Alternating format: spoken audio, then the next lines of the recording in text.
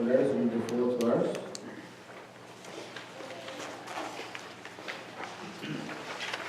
Mahatmanastu mam partha Mahatmanastu mam partha Daivim prakritimashriga Daivim prakritimashriga Bhajantyanaന്യമനസഃ Bhajantyanaന്യമനസഃ Jnatva bhutadimavvyayam Jnatva bhutadimavvyayam. So this is the Vijnana. Vijnana stated, the Vijnana begins with this, that He Partha, He Arjuna, who however Daivim Prakritimashitaha Mahatmanaha, Mahatmana, those of noble heart, who on the other hand possess the divine virtues. So when the mind becomes sattvic, automatically the bhakti also manifests itself. Such divine virtues also include the Shraddha, the Bhakti, all will also manifest themselves in the heart. Detachment also comes. Bhajanti ananyamanasa. So what's the ideal way of worshipping Lord? Ananyamanasa, with nothing else in the mind. When you meditate upon Lord, that's all that is in the mind. When you worship the Lord, that's all that is in the mind. When you serve the Lord, that's all that is in the mind. Jnatva bhutadi bhavyam, jnatva, knowing me, bhutadi, as the very adi of the cause of this universe. I am the very source of the universe. I am the one from whom all the activities, are also inspired or prompted. Avyam I am imperishable, meaning in my presence all of this happens. Knowing me this way, they worship me with single-pointedness, with wholeheartedness.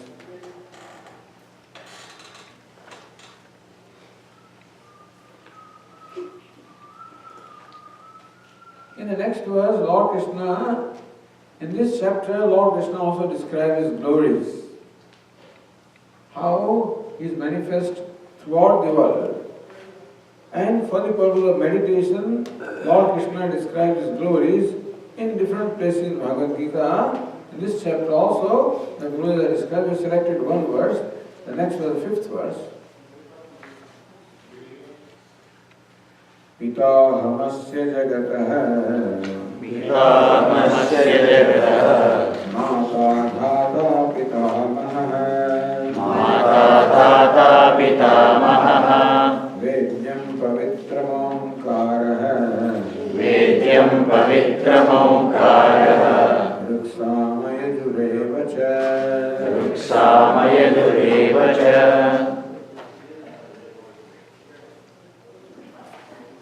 Pitaham asya jagatah Aham asya jagatah pita. Lord Krishna says, I am the father of this world. Mata, I am the mother of this world. Pitamaha, and also the grandfather of this world. So Pita, the creator also I am. Pita also, meaning that I am the parents of the entire universe. Jagatah Pitaro Vande Parvati Parameshwaro. Jagatah Pitaro Vande. Says Kalidasa, I offer my salutations to the parents of this Jagat. Who are they? Parvati Parameshwaro. Parvati and Parameshwara is Lord Shiva, who are the parents. Means we look upon Ishvara also as parents of the entire creation, as our parents also. So different ways of worshipping or meditating upon the Lord. One way to meditate upon Lord is that He is my father. Second way to meditate upon Lord is He is my mother. Then you can't say He is my mother, God is my mother, because there is no he or she here. Pitama, my grandfather, the father's father, the mother's father, the original father. Dhata, Dhata is another way, the ordainer, the one who ordains everything.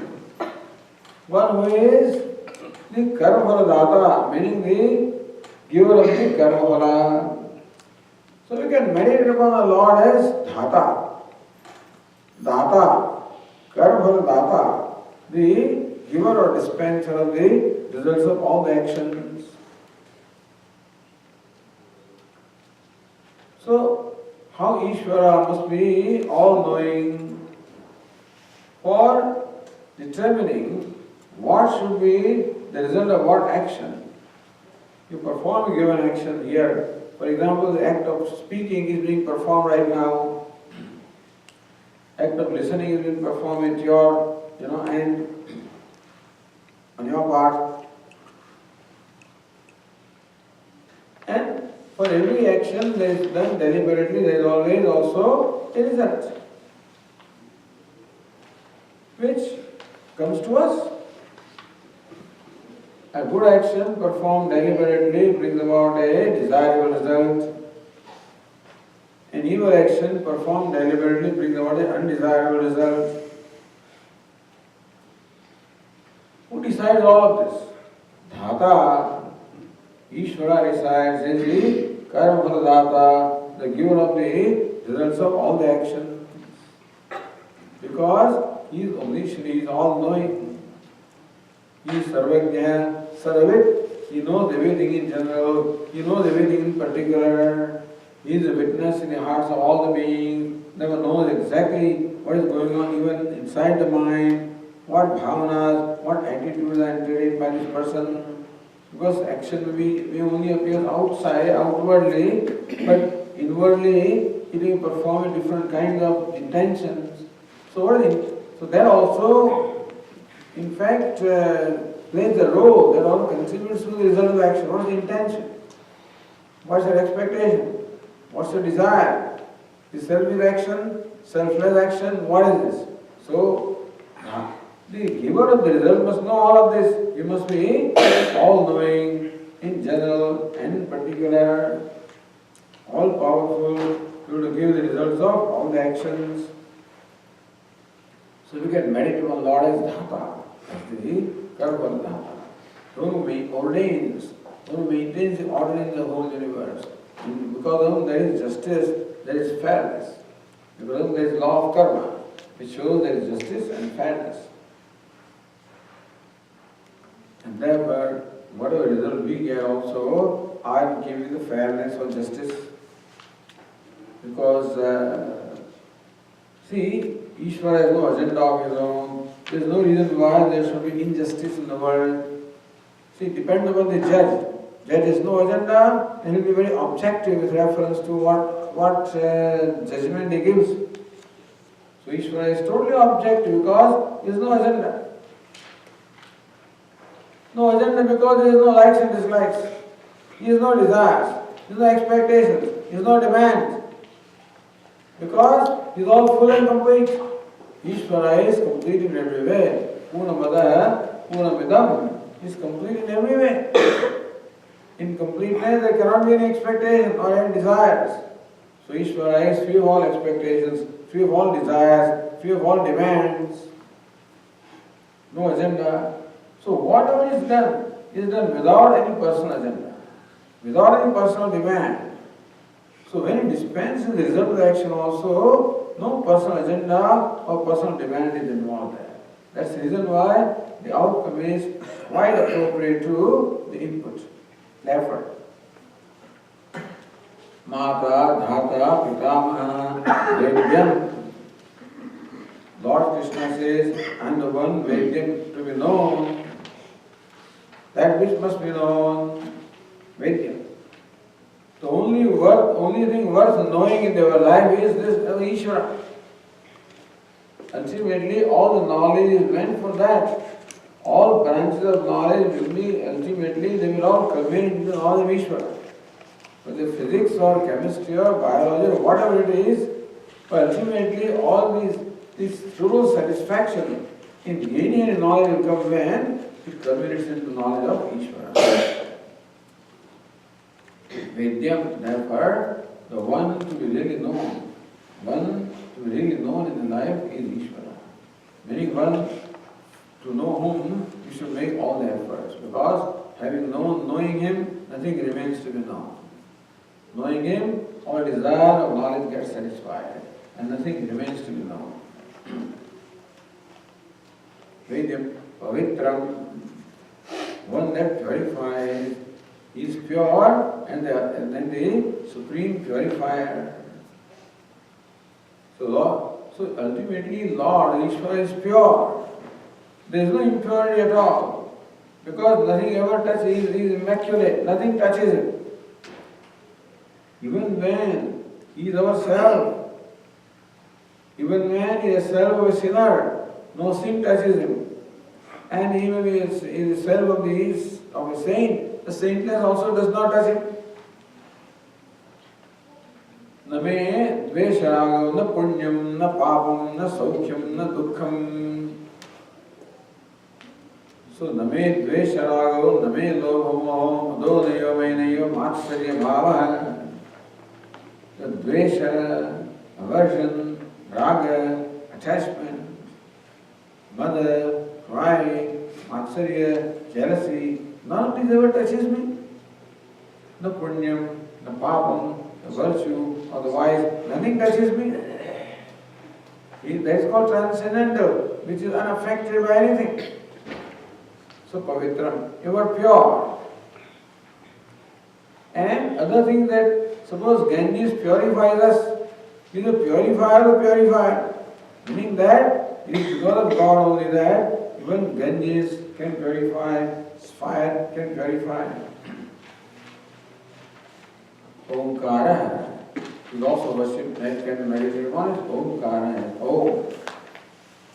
Ruksami Yajvarevacha. Three Vedas, Ruk Veda, Sam Veda, Yajur Veda, Chakara, Thara Veda, Atha Veda, and that way, he says, Lord Krishna says, how my devotees worship me, how they meditate upon me. So there are all different expressions of mine upon which I can meditate upon.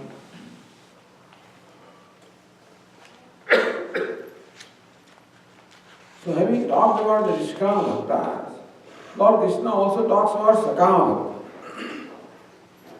People who worship me with a desire. Revidyamam somapa udapapaha yajne rishva swargatim prarthayante te punyamasadya samagra veda te punyamasadya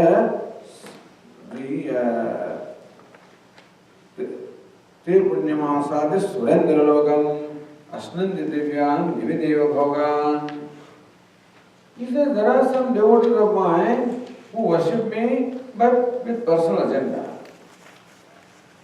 Yagnishva swargadim prarthayante, they worship me with various yajnas alright, but swargadim prarthayante, in the mind they desire swarga or pleasures in the other world. So Lord Krishna says, I am Karmaphaladata, I fulfill that desire also. Te punyamasadya, by performing the yajna yagadi, they accumulate a lot of punya, the virtue.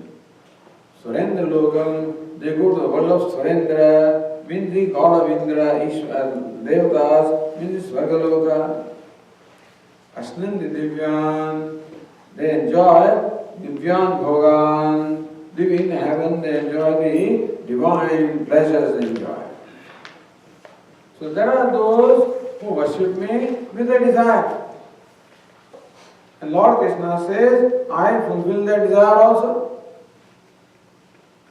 Yo yo yam yam tanum bhaktaya shuddhaya chadvichadi tasya tasya charam shraddham tameha vedamyam sadaya shuddhaya yuktaya tasya radhanamiyate labate cha tatah kaman mayeva vihitanidhan.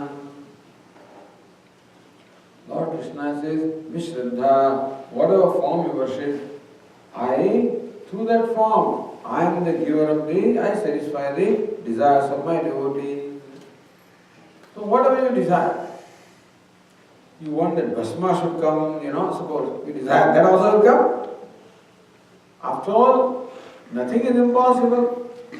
It is ultimately your sankalpa that create even this church also, for example. The creation of the mind ultimately, is it not so?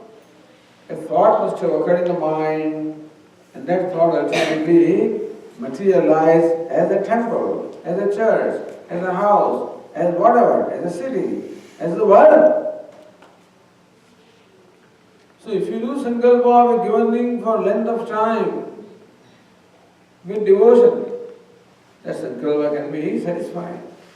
Whether the sankalpa is in this life or the previous life, who knows? So sometimes miracles happen. What is called a miracle? That which we cannot explain, because we do not know the causes.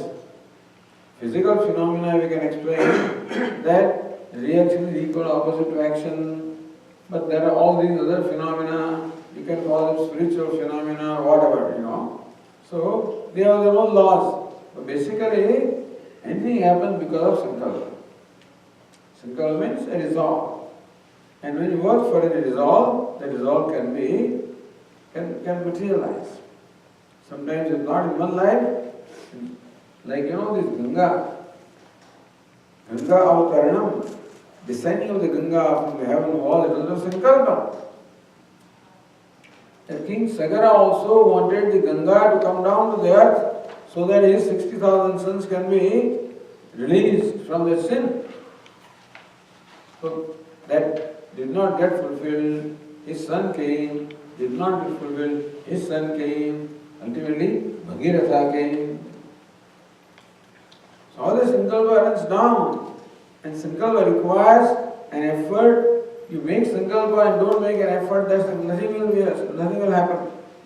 You make a sankalpa and make an effort also. In keeping with that, the sankalpa can be satisfied. Sometimes we call them miracles, but ultimately they are the result of some sankalpa, of somebody, at some time. And that's how, when the whole universe has come from sankalpa, of Ishvara, the whole universe is the manifestation of Ishvara sankalpa. And whatever creation you find is all the manifestation of the human sankalpa. Not nature, but all human creations are nature of human sankalpa.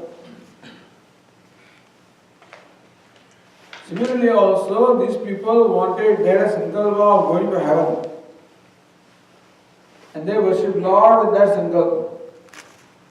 And for that they perform variety of rituals and work very hard.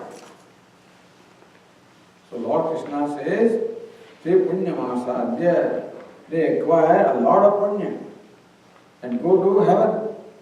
And in the heaven, they enjoy the divine pleasure.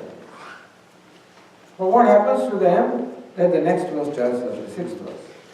Swamiji, in this verse, when you go over again, Pitamaha, it says translation, grandfather, the uncaused cause. What do they mean by uncaused cause? The thing is, oh my good. You see, father means the cause. But every father must have a father. So father is the cause of the progeny, right? So father can be, I'm the cause of the universe, I'm the father of the universe, the creator of the universe. So some people ask a smart question. If God created the world, then who created God? If you cannot answer that question, that means you don't know God. So they insist that God also must be created. No. Pitamaha, I am the father of the father also. Meaning I am the cause of the cause. Meaning I am the Pita without a Pita. Normally, a Pita must have a Pita. A father must have a father.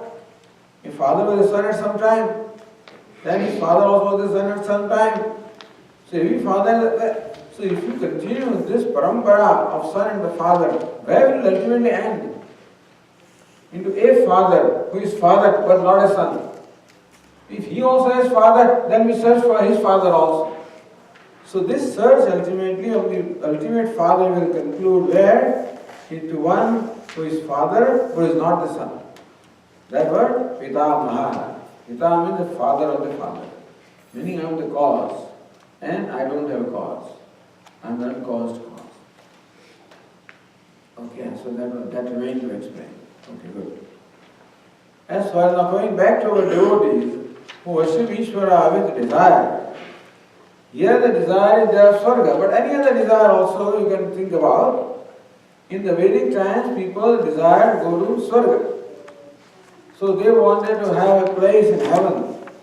They would toil very hard in this life so that after departure from this world, they can go to heaven and enjoy the pleasures. This was the Kalpana. Like all other religions always talk there. When they talk of heaven or paradise, that's what the idea is. That you conduct yourself properly here and go to paradise. You call it paradise, whatever you call it, So, but the thing is that in the Vedic times also, this was the idea of going to heaven. That's what the Karmakanda presents as an ideal. The Vimamsakas present there as an ideal. But Gita says that that's not a worthwhile ideal. Even going to heaven also and enjoying pleasures for a long time also is not a worthwhile ideal. Why? The 6th verse tells us that. Ekam bhuktva swargalokam vishalam. Ekam bhuktva swargalokam vishalam. Shine punye martyalokam vishante. Shine punye martyalokam vishante. Evam trayi dharmamanuprapannaha. Evam trayi dharmamanuprapannaha. Gatagatam kama kama labante. Gatagatam kama kama labante.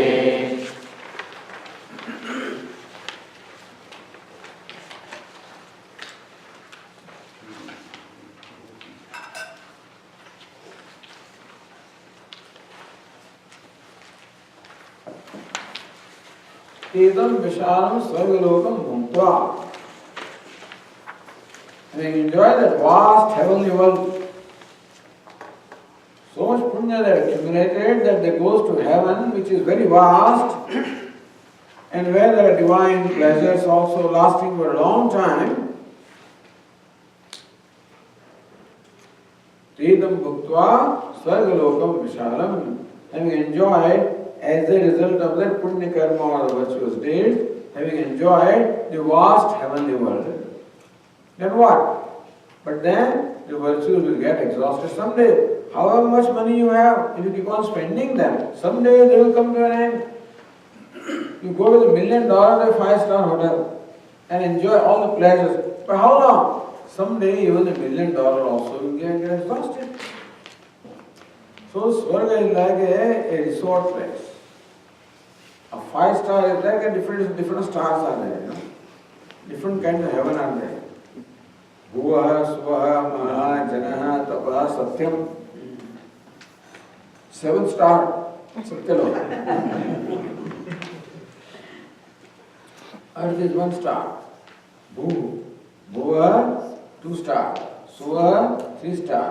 Maha, 4 star. Jana, 5 star.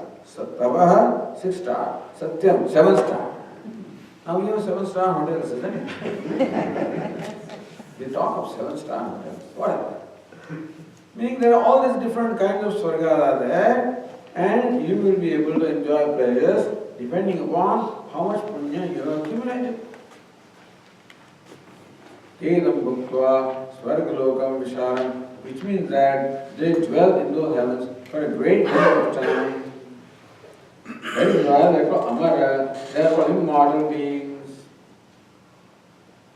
But immortality is not absolute immortality, it is a relative immortality.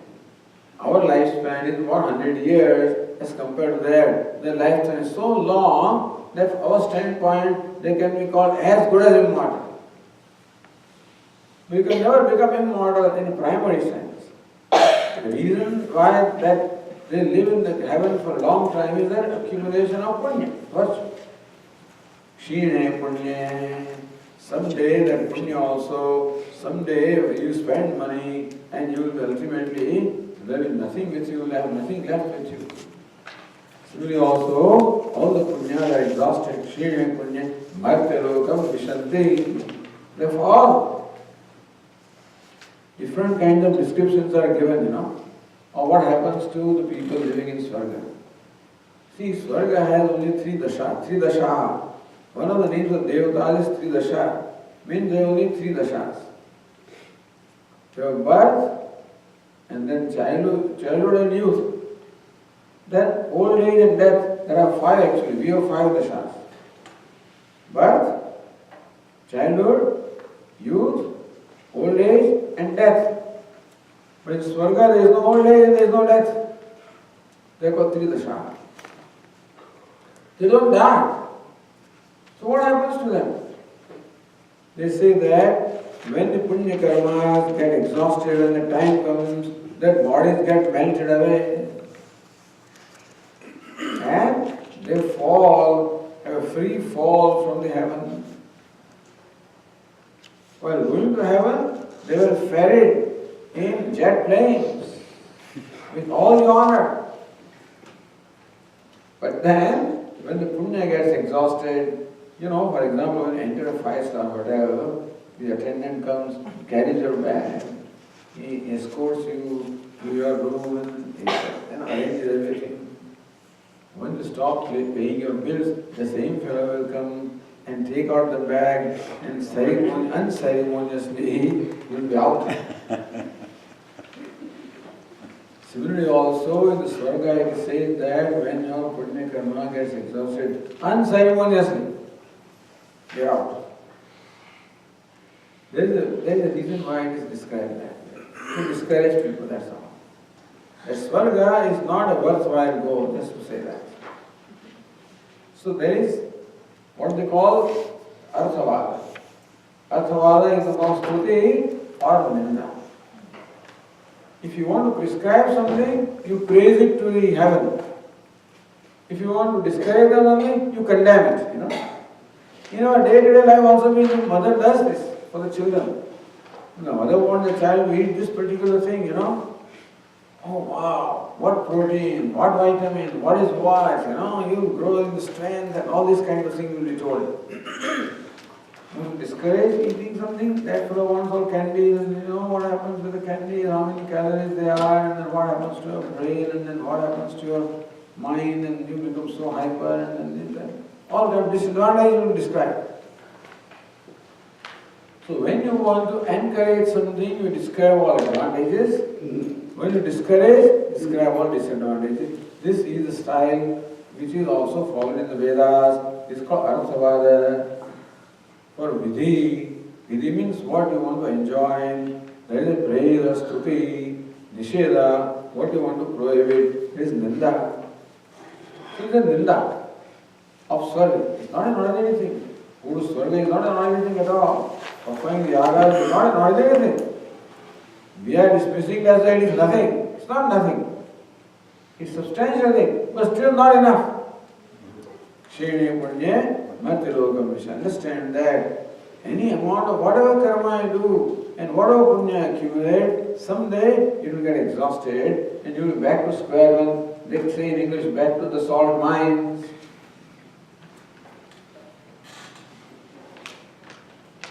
Evam tridhara manuprapannaha. Evam in this manner, following the rituals of the three Vedas, Tridharmam anuprapannaha. Tridharmam is what? The rituals prescribed in 3 Vedas. Trayi means 3 Vedas. Dharma means the dharma or the rituals prescribed in Vedas. Trayi dharma. Anuprapannaha. Those are following those rituals. What do they get? Kama kamaha. Who are kama kamaha? Kama kamaha are those who are desirous of pleasures. Kama kamaha. First kama means the object of pleasure. Second kama is the desire. Kama kama. Those who are desirous of pleasures. So kama kamaha, those who are worshipping me, they don't worship me really. Can we say that we are worshipping Tirupati when we go to Tirupati and while putting something in the hundi, I do sankalpa that I want such a job or business or this favor? Then can I be called the devotee of Tirupati or should I be rather called the devotee of that favor? Tell me. What is more important? Is Tirupati more important or the benefit that I am seeking is more important? They can't be called bhaktas only. They are bhaktas only of the desirable objects. Kama kama. First kama means kamya, object, desirable object. Second kama is what? The desirers. Kama kama, desiring the pleasures. Those who are desirous of pleasures. Kama kama. Labhante, gata gatam labhante. Gata is going, agatam coming. Gata agatam, going and coming. Labhante, that's what they are saying. Meaning that, like merry-go-round, come back, you may have married and then come back here. But a Swami calls it sorrow go-round, Samsara is sorrow go-round. Gata-gata. Sometimes the Persian wheel, Persian wheel. Those, in the olden days, for irrigating the farm, field, they used to have this ghati yantra, in which these, what do you call them? Buckets. Like buckets? Buttocks? Buckets. Buckets. So buckets are there, buckets of water. They go round and round, get filled up and come back. Then again, they are unfilled, meaning that they are in the pit or in the I should say, Big container barrel. yeah, in the reservoir. They are empty. Again they get filled up, empty. Filled up, empty. And from there the field is provided. Similarly also like ghati yantra. Yoga gatagatam kama kama labhante. Understand that desires that we entertain, we always require that we have to take another birth to fulfill that desire. And so, it is not intelligent to do things with desires. Because desires keep this round of birth and death going and going. Therefore, what is prescribed here? Prescribed here the Nishkam Bhakti, worshipping Lord without desire. Then Swami, what's the purpose? Purpose is to please the Lord. How you love someone, how to express your love? By pleasing the object of your love, isn't it? You give them gifts. You do whatever it is that pleases them. So also, Bhakta, what does he do? His life is meant for pleasing the God. He does whatever will please Ishvara, please God. And what will please him? See, he is the father of all the beings and mother of all the beings. Means all the beings are his children. And what do the parents want for their children? Well-being.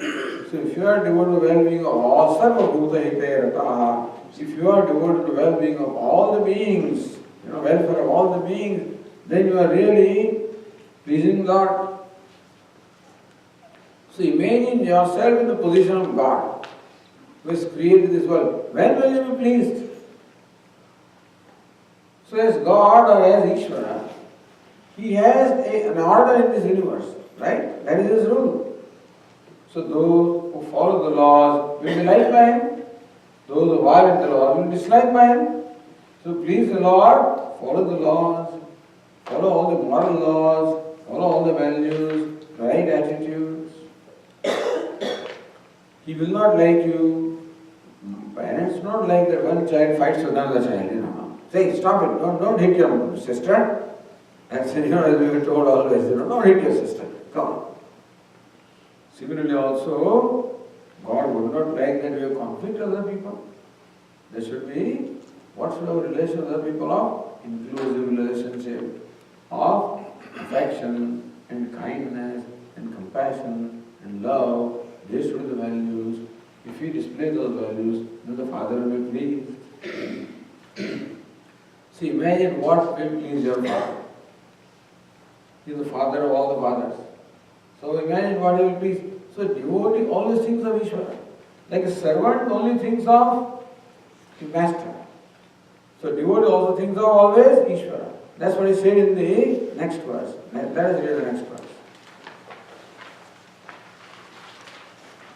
Ananyas chintayanto mam. Ananyas chintayanto mam. Ye jana paryupasate. Ye jana paryupasate. Tesham nityabhiyuktanam. Tesham nityabhiyuktanam. Yogakshemam vahamyam. Yogakshemam vahamyaham. Ananyaha chintayanto mam. Ananyaha, not separate from me. Mam chintayanta, all the time dwelling upon me. All the time thinking about me. Chintayanta, mam chintayanta. Just as a servant, an ideal servant, talk about ideal servant, okay? An ideal servant is completely surrendered to the master.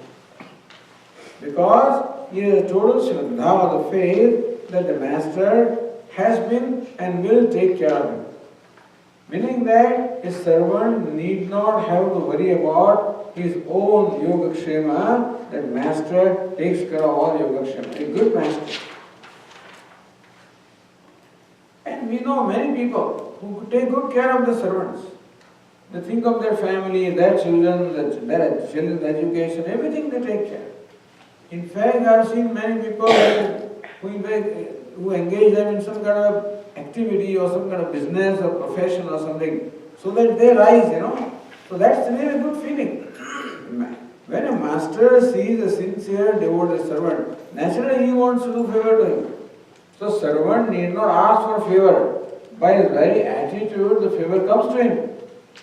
Similarly, we need not ask for favor of the Lord. When our attitude is one of this pleasing him. And when can the servant please the master? When he constantly thinks of the master. I give the example of our ashram cook. So we have a cook, part-time cook comes to the ashram. He cooks for the Swami. Now when he cooks for the Swami, he must at that time only think of the Swami. When he cooks at home, the food is different. He takes this much chilies powder. When he makes vegetable, he pours oil in that. Because vegetables float in oil. They think that's called good vegetable. Where the vegetables float in oil, they're red in color, the chili. So he would cook at home. When he comes to ashram, he does pick up that oil pot, says, Swamiji. So just a drop goes in there. He picks up the chili in his hand, Swamiji. Just a little bit goes. In order that he cooks the food which the Swami likes, he must constantly think of Swami. Is there not alert? Sometimes there is so much chili. What happened to Maharaj today? Because Maharaj was not attentive, He forgot that he is cooking for the Swami.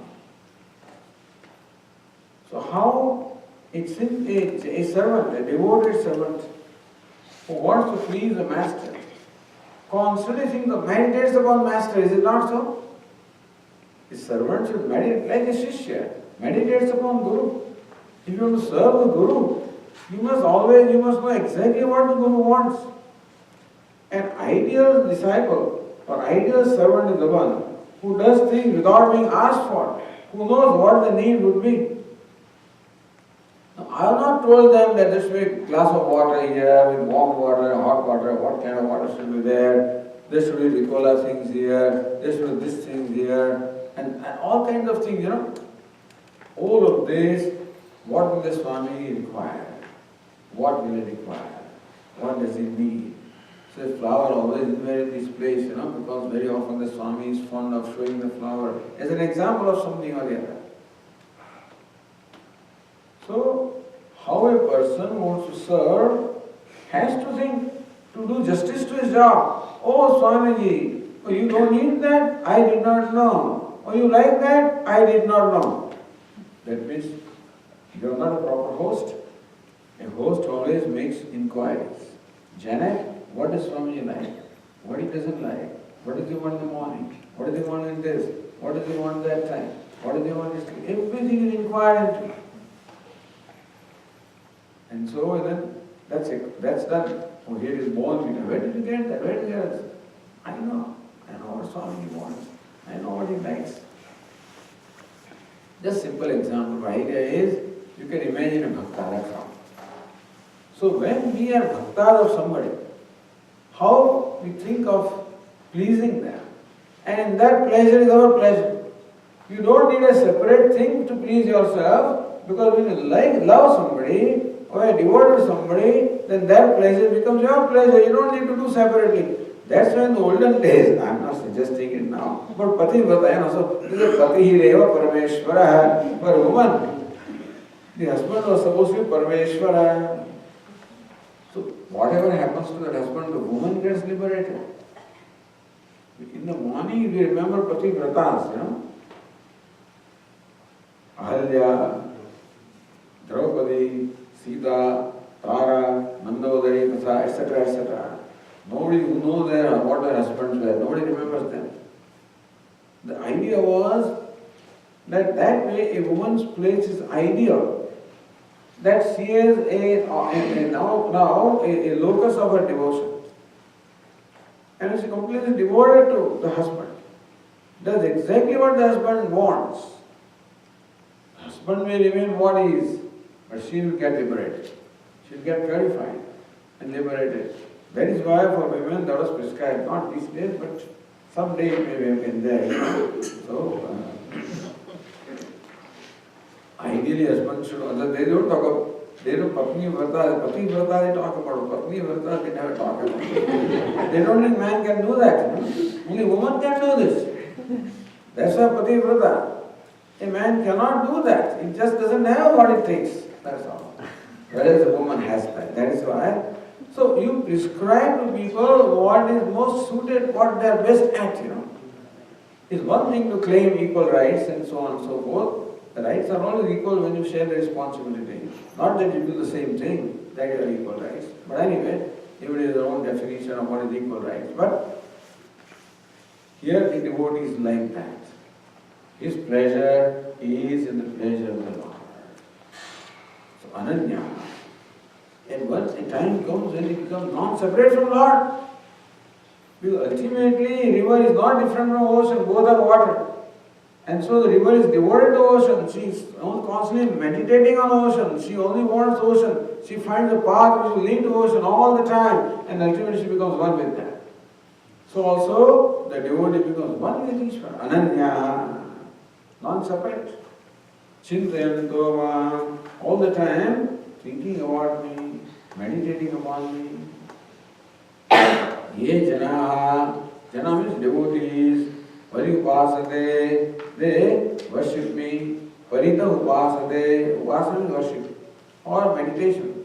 Those who worship me, those who meditate me, in every way, at all times, at all places, and all conditions. This is about bhakta. And what Bhagavan has any duty or not? Bhagavan also has a duty. If bhakta can get anything done out of Bhagavan, out of love, you don't have to, he will do it for you without your asking. Why should you take trouble of asking him? He'll do it for you. So, if the bhakta all the time, if the servant only thinks of the master and is devoted, who will take care of him? Master will take care of it. Similarly here, Lord Krishna says that Tesham Nityavayuktanam, those are always devoted to me, always centered on me. In their life there is nobody other than me. Yogakshemam Vahamyam, Aham Yogakshemam Vahami. I take care of the yoga and kshema. What is yoga? Acquiring what you don't have is called yoga. And kshema, protecting what you have is called kshema. Yoga and kshema. Yoga kshema mahamyam. I take care, Lord Krishna says. You don't need to worry. I take care of the yoga and kshema. Understand that Bhagavan is always with us, whether it feels or not. But for a devotee, every time you meditate on him, you worship him, you serve him, you think of him, he's there. And he's eager to respond. Not only that, he's eager to respond. He's eager to do something for his devotees. That's the kind of Bhagavan, you know. So actually, next verse will tell us, how. Subsequent verse will tell us. So next verse describes how a devotee worships the Lord and how the Lord responds to him. Patram pushpam phalam toyam Patram pushpam phalam toyam yo me bhaktya prayachati yo me bhaktya prayachati tadaham bhaktyupadhritam tadaham bhaktiparidam ashnami prayatatmanah ashnami prayatatmanah Patram, pushpam, phalam, toyam. Patram, a leaf. Pushpam, a flower. Phalam, a fruit. Toyam, water. You know what Lord Krishna means by this is what is easily available, that's all. What does it take? Leaf, all the trees are there. What does it take to get a leaf? Nothing. Pushpa, flowers, fruits, water, all available abundantly in nature. That is those days. Those days, all of these were abundantly available, meaning that the devotee does not have to make a great effort also. Not only does not have to spend any money, but to get these things does not require any great effort also, because the rivers are flowing. The ponds are there, plenty of water is there. The wells are there. Plenty of water is there, the trees are there, plenty of leaves are there, fruits are there. So whatever, this means anything. Yo me bhaktya, yo me prayachati, one who offers me. How? Bhaktya, with devotion. That's all. Important thing is, one who offers whatever insignificant thing.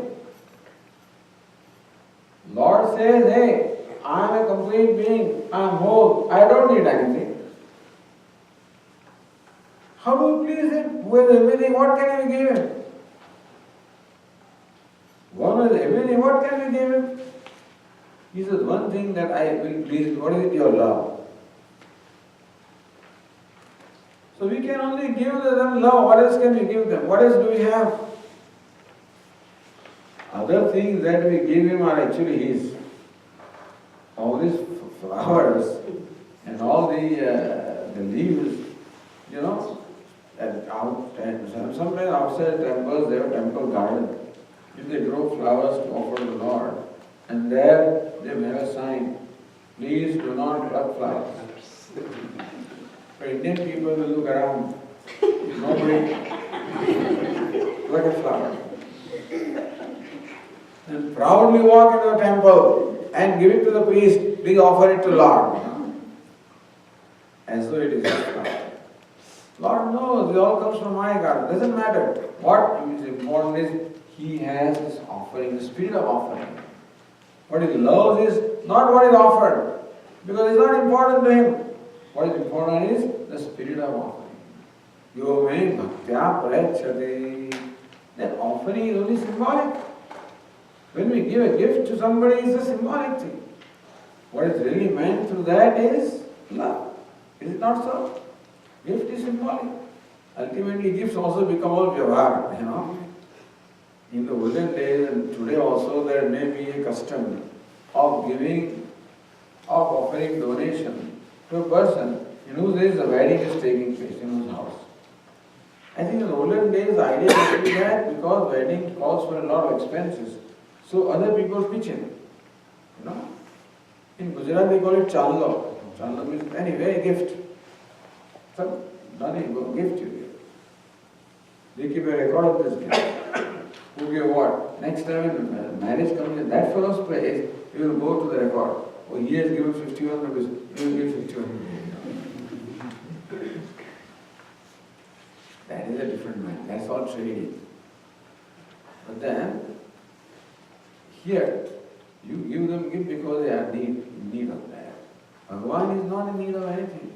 In that word, he doesn't need any gift from us. What is needed is the bhakti. So by bhakti, and so there is a verse which says that bhaktya tushyati madhava, bhakti priyo madhava, bhaktya tushyati natu gunena. He is not by your other greatness that is important, but bhaktya. Madhava, Lord, is pleased by bhakti. Yoga bhaktya prayachya. So this offering becomes merely symbolic. When we place flowers for symbolic of the devotion in our heart. Tadaham bhakti upahritam, that which is offered with devotion, ashnami prayatatmana, I receive them, ashnami, I enjoy them. What is given to me with devotion, I enjoy that. A leaf also I enjoy, a fruit also I enjoy. Ashnami also will eat actually. Leaf cannot be eaten, but he will eat leaf also. If that's offered with love, he'll eat anything. When Lord Krishna went to Hastinapur, then Duryodhana invited Lord Krishna, Lord Krishna, I don't want to go to your place. I'll go to my devotee, Vidura.